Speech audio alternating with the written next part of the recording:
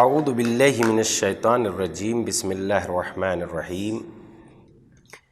الحمد لأہلہ والصلاۃ علی اہلہا۔ السلام علیکم ورحمۃ اللہ وبرکاتہ۔ آؤ کتاب پڑھیں۔ الحمدللہ اس پروگرام میں ہم آپ کی خدمت میں المراجعات یعنی مذہب حق اہل بیت علیہم السلام کتاب کو پیش کر رہے ہیں، جو ایک بہت ہی عمدہ طریقے سے سوال و جواب کا سلسلہ ہے۔ یعنی ایک عالم دین جو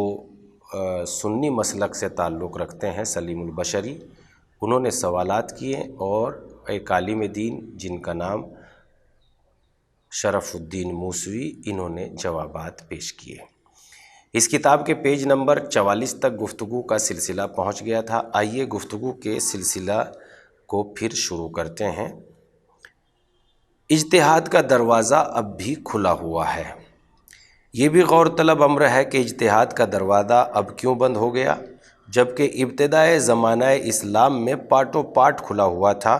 ہاں، اب اگر اپنے کو بالکل عاجز قرار دے لیا جائے اور یہ طے کر لیا جائے کہ ہم اجتہاد کرنا بھی چاہیں تو اب ہم سے نہیں ہو سکتا، ہم اس شرف سے محروم رہیں گے، تو یہ دوسری بات ہے۔ ورنہ کون شخص اس کا قائل ہونا پسند کرتا ہے کہ خداوند عالم نے حضرت خاتم المرسلین کو بہترین شریعت کے ساتھ مبعوث فرمایا اور تمام کتب سماویہ سے افضل و اشرف کتاب قرآن مجید نازل کی، دین کو مکمل اور اپنی نعمتوں کو تمام کیا، اور حضرت کو آئندہ و گزشتہ باتیں بتا کر بھیجا، تو وہ صرف اس لیے کہ یہی ائمہ اربعہ شریعت کے مالک و مختار ہو رہے ہیں۔ انہی سے پوچھیں، انہی سے معلوم کریں، ان کو چھوڑ کر دوسرے ذریعے سے حاصل کرنا، چاہے وہ خود جد و جہد کر کے معلوم کرنا چاہے تو نہ معلوم کر سکے۔ مختصر یہ کہ پوری شریعت اسلامیہ، قرآن مجید، سنت رسول، تمام دلائل و بینات سمیت ان کی جاگیر ہو جائے، ملکیت خاص بن جائے، ان کے حکم و رائے کو چھوڑ کر کسی دوسرے کی رائے پر عمل کرنے کی کسی کو اجازت نہ ہو۔ کیا یہی ائمہ اربعہ وارث نبوت تھے، یا انہی پر خداوند عالم نے ائمہ اوصیاء کا سلسلہ ختم کیا ہے؟ کیا انہی کو آئندہ و گزشتہ کے علوم ودیت کیے ہیں؟ کیا بس انہی کو وہ صلاحیت ملی ہیں جو دنیا بھر میں کسی اور کو نہیں ملی؟ میرے خیال میں یہ کوئی مسلمان بھی اس بات کا قائل نہیں ہے۔ اتحاد کی آسان صورت یہ ہے کہ مذہب اہل بیت کو معتبر سمجھا جائے۔ آپ نے جس اہم امر کی طرف ہمیں متوجہ کیا، یعنی یہ کہ وہ فرقہ واردیت ختم کر دیا جائے اور تمام مسلمان شیعہ سنی ایک ہو جائیں، تو بسم اللہ، یہ بہت مستحسن یعنی بہت اچھا اقدام ہے، لیکن میرا خیال یہ ہے کہ مسلمانوں میں اتحاد و اتفاق کا ہونا بس اسی صورت پر موقوف و منحصر نہیں ہے کہ شیعہ اپنا مذہب چھوڑ دیں یا اہل سنت اپنے مذہب سے الگ ہو جائیں، اور خاص کر شیعوں سے یہ کہنا کہ وہ اپنا مذہب چھوڑ دیں تو یہ ترجیح بلا مرجح ہے، بلکہ در حقیقت مرجح کو ترجیح دینا ہے۔ ہاں، یہ پراگندگی تب ہی دور ہو سکتی ہے اور اتحاد و اتفاق جب ہی پیدا ہو سکتا ہے جب آپ مذہب اہل بیت کو بھی مذہب سمجھیں اور اس کو بھی ان چاروں مذہبوں میں سے کسی ایک جیسا قرار دیں، تاکہ حنفی، شافعی، مالکی، حنبلی، شیعوں کو بھی انہی نظروں سے دیکھیں جن نظروں سے آپس میں ایک دوسرے کو دیکھتے ہیں۔ اگر آپ جائزہ لیں تو خود مذہب اہل سنت میں جتنے اختلاف موجود ہیں وہ شیعہ سنی اختلاف سے کم نہیں ہے، لہٰذا صرف غریب شیعوں پر یہ عتاب کیوں کہ وہ اہل سنت کے برخلاف ہیں؟ حضرات اہل سنت کو بھی شیعوں کی مخالفت اور سرزنش کیوں نہیں کی جاتی، بلکہ خود اہل سنت میں جو ایک دوسرے کے مخالف ہیں، کوئی حنفی ہے، کوئی شافعی ہے، کوئی مالکی ہے، کوئی حنبلی ہے، تو انہی اختلاف سے منع کیوں نہیں کیا جاتا؟ لہذا جب ملت اسلامیہ میں 4 مذہب ہو سکتے ہیں تو 4 مذہب ہونے پر کوئی لب کشائی نہیں کرتا، تو 5 مذہب ہونے میں کیا قباحت ہے؟ किस अक्ल में ये बात आ सकती है कि 4 मज़हब तक होने में कोई ख़राबी नहीं है, या 4 मज़हबों में बंटकर मुसलमान मुत्तहिद रह सकते हैं, इत्तेहाद व इत्तेफाक बाकी रह सकता है, लेकिन अगर 4 से बढ़कर 5 हो जाएं तो इत्तेहाद रुखसत हो जाएगा, जमीयत इस्लामी परागंदी और मुंतशिर हो जाएगी। आपने हम शियों को मजहबी वहदत की तरफ जो दावत दी है, काश कि आप यही दावत मज़ाहिब अरबा को देते। ये दावत आपके लिए भी आसान थी और उनके लिए भी। ये हम ही को मखसूस करके दावत क्यों दी गई है? क्या आप ये समझते हैं कि अहले बैत की इत्तिबा व पैरवी में इत्तिहाद रुखसत, रिश्ता उखुवत मुनक़ता, अहले बैत की पैरवी करने वालों का दिगर मुसलमानों से कोई वास्ता नहीं, कोई राबता नहीं, और अहले बैत को छोड़कर जिसकी भी पैरवी कर ली जाए, जिसे भी इमाम बना लिया जाए, दिल मिले रहेंगे, अज़ाइम एक रहेंगे, चाहे मज़ाहिब मुख्तलिफ ही क्यों ना हो, राहें एक दूसरे के बरखिलाफ़ ही क्यों ना हो, ख्वाहिशें एक दूसरे से मुताज़ाद ही क्यों ना हो। मैं तो ये समझता हूँ कि आपका भी ये ख़याल ना होगा और ना आपको रसूल के अहले बैत से इतनी परखाश होगी। आप तो दोस्त दारे क़राबत दारान पैगम्बर हैं। मकतूब नंबर 3 यानी सलीमुल बशरी का तीसरा ख़त। मौलाना मोहतरम तस्लीम, आपका मुफस्सल गिरामी नामा मिला। इसमें शक नहीं है कि आपने उसूल व फ़ुरूए दीन दोनों में जमहूर के मज़ाहिब की पैरवी वाजिब न होने की बहुत तफसील से बयान किया है। इज्तिहाद का दरवाज़ा अभी खुले रहने को तशफ़ी बख्श तौर पर साबित किया है। आपने गिरामी नामे में इन दोनों मसलों पर ऐसे नाकाबिल रद्द दलाइल और बराहीन इकट्ठा कर दिए हैं कि इनकार या तामुल की गुंजाइश बाकी नहीं रहती। अब तो मैं भी आपका हम ख्याल हूँ कि यकीनन जमहूर के मसलक का इत्तिबा कोई ज़रूरी नहीं है, नीज़ ये कि इज्तिहाद का दरवाज़ा अब भी खुला हुआ है। मैंने आपसे पूछा था कि आप लोग भी वही मज़हब क्यों इख्तियार कर नहीं लेते जो मुस्लिमीन का मसलक है, तो आपने फरमाया कि इसका सबब अदिल्लाए शरी यानी शरी दलीलें हैं। आपको चाहिए था कि उस चीज़ को ज़रा तफसील से बयान करते, बड़ी मेहरबानी होगी। अगर आप कलाम मजीद या अहदीस नबवी से ऐसी कती दलीलें पेश कर दें जिनसे ये मालूम हो कि आइम्मा अहले बैत ही की पैरवी वाजिब व लाजिम है, ना कि उनके गैर की। जवाब मकतूब यानी जो ख़त आया सलीमुल बशरी साहब की तरफ से, उसका जवाब तहरीर करते हैं शरफुद्दीन मूसवी साहब। मुकर्रमी तस्लीम, आप बहम्दुलिल्लाह ज़ीरक व दाना हैं, इसलिए मैंने बेजा शरह बसीत के इशारतन कुछ बातें ज़िक्र कर दी थी। तौज़ी की ऐसी कोई ज़रूरत नहीं मालूम होती थी। मेरा तो ख़याल है कि आपको आइम्मा अहले बैत के मुताल्लिक़ किसी किस्म का तरद्दुद न होगा, न उनको उनके गैरों पर तरजीह देने में किसी किस्म का पेशो पश होना चाहिए। अहले बैत की ज़वात मुक़द्दसा गुमनाम हस्तियाँ नहीं हैं, उनकी अज़मत व जलालत अज़हर मिनश-शम्स हैं। इत्तिबाए अहले बैत के वजूब पर एक हल्की सी रोशनी।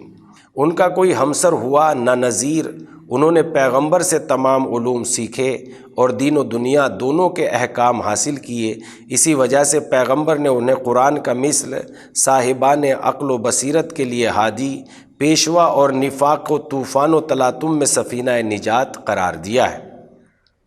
जो उनके ज़ुमरे में दाखिल हो गया उसकी बख्शिश यकीनी होगी। उर्वतुल वुस्का मज़बूत रस्सी फरमाया जो कभी टूटेगी नहीं। अमीरुल मोमिनीन का दावत देना मज़हब अहले बैत की तरफ, और हज़रत अमीरुल मोमिनीन अली इब्न अबी तालिब अलैहिस्सलाम फरमाते हैं, तुम कहाँ जा रहे हो, किधर भटक रहे हो? हालांकि इल्म हिदायत अलम हिदायत नस्ब हैं, निशानियाँ वाज़ेह हैं, मीनारे खड़े हैं। तुम्हारी ये सरगर्दानी कहाँ पहुँचाएगी तुम्हें, बल्कि ये पूछ रहा हूँ कि तुम भटक कैसे रहे हो, हालांकि तुम्हारे दरमियान अहले बैत पैगंबर मौजूद हैं जो हक़ की ज़माम है, दीन के झंडे हैं, सच्चाई की ज़बान है। लिहाजा इन्हें भी कुरान की तरह अच्छी मंजिल पर रखो और तहसील इल्म के लिए इनकी खिदमत में पहुँचो। जिस तरह प्यासे और थके हारे चौपाए नहर के किनारे पहुँचते हैं। ऐ लोगो, ये याद रखो یہ ارشاد پیغمبر ہے کہ ہم میں سے کسی شخص کو اگر موت آ جائے تو ظاہری حیثیت سے وہ مر جائے گا، لیکن در حقیقت وہ زندہ ہوگا، اور یوں اس کا جسم خاک میں مل جائے گا لیکن واقعاً خاک میں نہ ملے گا۔ لہذا تم جو باتیں جانتے ہو اس سے متعلق لب کشائی نہ کرو، کیونکہ زیادہ تر وہی باتیں حق ہے جن کا تم انکار کرتے ہو۔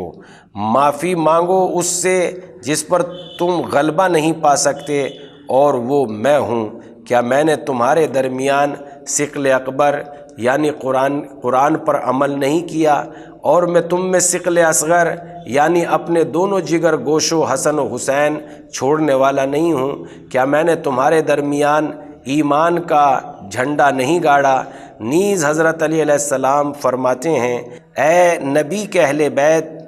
اپنے نبی کے اہل بیت پر نظر رکھو، ان کی پہچان کا پورا دھیان رہے، ان کے نقش قدم پر چلتے رہو، یہ تمہیں راہ راست سے الگ نہ کریں گے اور نہ ہلاکت میں ڈالیں گے۔ اگر وہ ٹھہریں تو تم بھی ٹھہر جاؤ، اگر وہ چل کھڑے ہوں تو تم بھی چل پڑو، ان سے آگے نہ بڑھ جانا کہ گمراہ ہو جاؤ گے، اور نہ پیچھے رہ جانا کہ ہلاکت میں پڑ جاؤ گے۔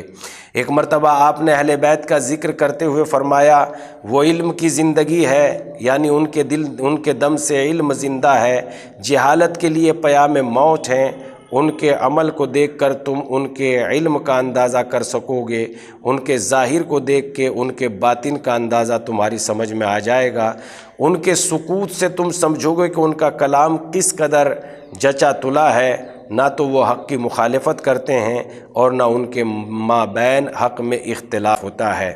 وہ اسلام کے ستون ہیں، مضبوط سہارا ہیں، انہی کے ذریعے حق اپنی منزل پر پہنچا، باطل کو زوال ہوا، باطل کی زبان جڑ سے کٹ گئی، انہوں نے دین کو حاصل کیا اس پر عمل کرنے اور ذہن نشی کرنے کے لیے، صرف سننے سنانے کے لیے نہیں، بلکہ علم کے راوی تو بہت ہیں لیکن علم پر عمل کرنے والے، علم کا حق ادا کرنے والے بہت کم ہیں۔ ایک دوسرے خطبے میں آپ فرماتے ہیں، پیغمبر کی اطرت تمام اطرتوں میں بہترین اطرت ہے، آپ کا گھرانہ تمام گھرانوں سے بہتر گھرانہ ہے، آپ کا شجرہ بہترین شجرہ ہے، حرم کی چار دیواری میں وہ رویدہ ہوا، اوج بزرگی تک بلند ہوا، اس درخت کی شاخیں دراز اور پھل اس کے ناممکن الحصول ہیں۔ نیز حضرت امیر المومنین فرماتے ہیں، ہم ہی ہیں پیغمبر کی نشانیاں، ہم ہی ہیں اصحاب ہیں، ہم ہی خزینہ دار ہیں، ہم ہی دروازے ہیں، گھروں میں دروازے سے ہی آیا جاتا ہے، جو شخص دروازے سے نہ آئے اسے چور کہا جاتا ہے۔ آگے چل کر آپ اہل بیت کی توصیف یوں فرماتے ہیں، انہی کی شان میں کلام مجید کی بہترین آیتیں نازل ہوئی ہیں، یہی اہل بیت خدا کے خزانے ہیں، اگر بولیں گے تو سچ بولیں گے، اگر خاموش رہیں گے تو ان پر کوئی سبقت نہ کر پائے گا۔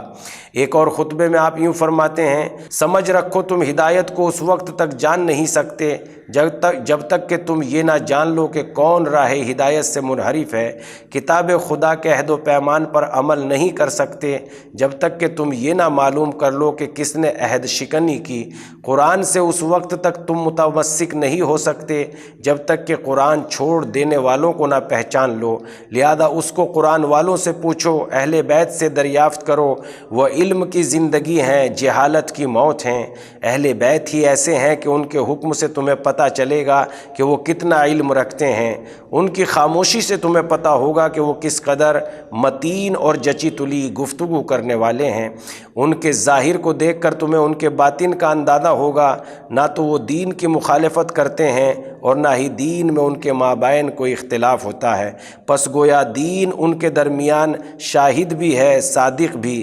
خاموش بھی ہے، گویا بھی۔ اس موضوع پر باکثرت ارشادات آپ کے موجود ہیں، چنانچہ ایک اور موقع پر آپ نے ارشاد فرمایا، ہم ہی سے تم نے تاریکیوں میں ہدایت پائی، ہمارے ہی ذریعے بلندیوں پر فائز ہوئے، ہماری ہی وجہ سے تاریکیوں سے نکلے، بہرے ہو جائے وہ کان جو سنے اور سن کر یاد نہ رکھیں۔ ایک اور موقع پر آپ نے ارشاد فرمایا، اے لوگو روشنی حاصل کرو، اس شخص کے چراغ کی لو سے جو تمہیں نصیحت کرنے والا بھی ہے اور خود بھی مطابق نصیحت عمل کرنے والا بھی، اور پانی بھر لو اس پاک و صاف چشمے سے جس کا پانی نتھرا ہوا ہے۔ ایک اور موقع پر آپ نے ارشاد فرمایا، ہم شجرۂ نبوت ہیں، ہم منزل رسالت ہیں، ہم ملائکہ کی جائے آمد و رفت ہیں، علم کے خازن ہیں، حکمتوں کا سرچشمہ ہے، ہمارے مددگار اور دوست منتظر رحمت، اور ہمارے دشمن ہم سے کینہ رکھنے والے خدا کے قہر و غضب کے منتظر ہیں۔ ایک اور موقع پر آپ نے ارشاد فرمایا، کہاں گئے وہ جو ہم سے سرکشی کر کے ہم پر کذب و افطرا کر کے ہمارے مقابلے میں اپنے کو راسخون فی العلم بتاتے تھے؟ آئے وہ اور دیکھے کہ ہم کو خدا نے بلندی بخشی، انہیں پست کیا، ہمیں مالا مال کر دیا، انہیں محروم رکھا، ہمیں اپنی رحمت میں رکھا، انہیں نکال باہر کیا، ہم سے ہدایت چاہی جاتی ہے، ہم سے آنکھوں میں نور لیا جاتا ہے۔ یقیناً ائمہ قریش ہی سے ہیں جو ہاشم کی نسل سے ہوں گے، امامت بنی ہاشم کے سوا کسی کے لیے لائق و سرداری ہی نہیں ہے، اور نہ بنی ہاشم کے علاوہ کسی کو حکومت زیب دے سکتی ہے۔ اس سلسلے میں آپ نے اپنے مخالفین سے فرمایا، انہوں نے دنیا کو اختیار کیا اور آخرت کو پیچھے کر دیا، پاک صاف چشمے کو چھوڑ کر گدلے پانی سے سیراب ہو گئے۔ اس طرح آخری خطبے تک کا عنوان کلام ہے۔ آپ ہی کا یہ قول بھی ہے، تم میں سے جو شخص اپنے بستر پر مرے وہ اور اپنے پروردگار، اپنے رسول اور اہل بیت رسول کے حقوق کو پہچانتا ہوا مرے تو شہید مرے گا، اس کا اجر خدا کے ذمے ہوگا، اور جس نیک کام کی نیت رکھتا تھا اس کی بھی جزا پائے گا، اور اس کی نیت اس کی تلوار کشی کے قائم و مقام ہوگی۔ اور ایک اور مقام پر آپ نے ارشاد فرمایا، ہم ہی شرفا ہیں، ہمارے بزرگان انبیاء ہیں، ہماری جماعت خدا کی جماعت اور باغی گروہ شیطان کی جماعت ہے، یہ شخص ہمیں اور ہمارے دشمن کو برابر رکھے وہ ہم میں سے نہیں ہے۔ امام حسن نے ایک موقع پر خطبہ ارشاد فرماتے ہوئے کہا، ہمارے بارے میں خدا سے ڈرو کیونکہ ہم تمہارے امیر و حاکم ہیں۔ امام زین العابدین علیہ السلام کا ارشاد ہے، امام زین العابدین علیہ السلام جب اس آیت کی تلاوت فرماتے تھے، اے لوگو خدا سے ڈرو اور صادقین کے ساتھ ہو جاؤ، تو آپ دیر تک خدا سے دعا فرماتے، جس میں صادقین کے درجے سے ملحق ہونے اور اندراج عالیہ کی خواستگاری فرماتے، مصائب و شدائد کا ذکر کرتے، اور ائمہ دین خانوادہ رسالت کو چھوڑ دینے والے بدعتی لوگوں نے جن چیزوں کی دین کی طرف نسبت دے رکھی ہے اس کا تذکرہ کرتے، پھر فرماتے، اور کچھ لوگ ہمیں ہمارے درجے سے گھٹانے پر اتر آئے، کلام خدا کی منشا متشابہ آیتوں سے کام نکالنے لگے، انہوں نے ان آیت کی من مانی تعویلیں کی، اور ہمارے متعلق جو کچھ ارشادات پیغمبر ہیں ان کو متہم قرار دے دیا۔ اس سلسلے میں آپ فرماتے ہیں، اے پاننے والے، اس امت کی نافرمانی کی کس سے فریاد کی جائے؟ حالت یہ ہے کہ اس ملت کی نشانیاں خاک میں مل گئی، اور امت نے فرقہ پرستی اور اختلاف کو اپنا دین بنا لیا، ایک دوسرے کو منکر بتانے لگے، حالانکہ خداوند عالم کا ارشاد ہے، تم ان لوگوں کی طرح نہ ہو جاؤ جو فرقہ ہو گئے اور اختلاف میں پڑ گئے، بعد اس کے کہ ان کے پاس روشن نشانیاں آ چکی تھی، لہذا حجت پہچانے اور حکم کی تعویل میں سوائے ان کے جو ہم پلہ کتاب الہی ہے، ابنائے ائمہ ہدایت ہیں، تاریکیوں کے روشن چراغ ہیں، جن کے ذریعے خدا نے بندوں پر اپنی حجت قائم کی اور اپنی مخلوق کو بغیر اپنی حجت کے نہیں چھوڑا، کون بھروسے کے قابل ہو سکتا ہے؟ تم انہیں پہچاننا اور پانا چاہو تو شجرہ مبارک کی شاخ اور ان کے پاک و پاکیزہ ذوات کے بقیہ افراد پاؤ گے، جن سے خدا نے ہر گندگی کو دور رکھا اور ان کی طہارت کی تکمیل کی، انہیں تمام آفتوں سے بری رکھا اور کلام مجید میں ان کی محبت کو واجب قرار دیا۔ یہ امام کی اصلی عبارت کا ترجمہ غور سے ملاحظہ فرمائے، یہ عبارت امیر المومنین کے جتنے فقرے ہم نے ذکر کیے ہیں یہ نمایاں طور پر مذہب شیعہ کو پیش کرتے ہیں، ایسے ہی متواتر اقوال دیگر ائمہ کرام کے ہماری ساحہ میں موجود ہیں۔ یہ جواب تحریر کر کے شرف الدین موسوی صاحب نے سلیم البشری کو روانہ فرمایا۔ اب ان کا اگلا خط دیکھیے اس میں کیا تحریر کرتے ہیں۔ مگر بات پہنچ چکی ہے پیج نمبر 57 تک، 44 سے شروع ہو کر ہم گفتگو کے سلسلے کو یہیں ختم کرتے ہیں اور پھر آپ کی خدمت میں حاضر ہوں گے۔ والسلام۔